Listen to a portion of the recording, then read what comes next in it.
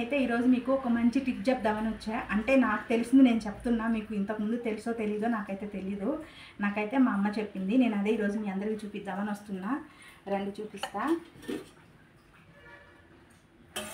మామూలుగా అయితే మనకి ఇట్లా మనం కిచెన్లో హడావిడిగా పని చేసుకునేటప్పుడు కానీ, హెయిర్ ఆయిల్ పెట్టుకునేటప్పుడు కానీ కొన్ని డ్రాప్స్ లాగా ఆయిల్ పడుతుంటుంది ఫ్లోర్ మీద.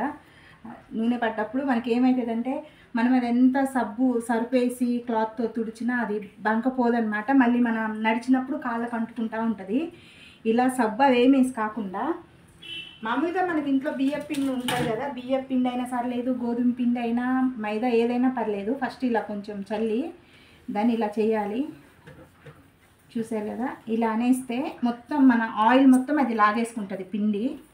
బియ్యం పిండి అయితే ఇంకా బెటర్, ఎందుకంటే మనం రేషన్ బియ్యం ఎలాగో ఆడించుకుంటుంటాం కాబట్టి దానివల్ల ఏం కాదు. ఇక అది అందుబాటులో లేనప్పుడు మనకి గోధుమ పిండి కానీ, మైదా కానీ ఏదైనా పిండి అన్నమాట. చూసారా, ఇది ఇట్లా తీసేసుకోవాలి.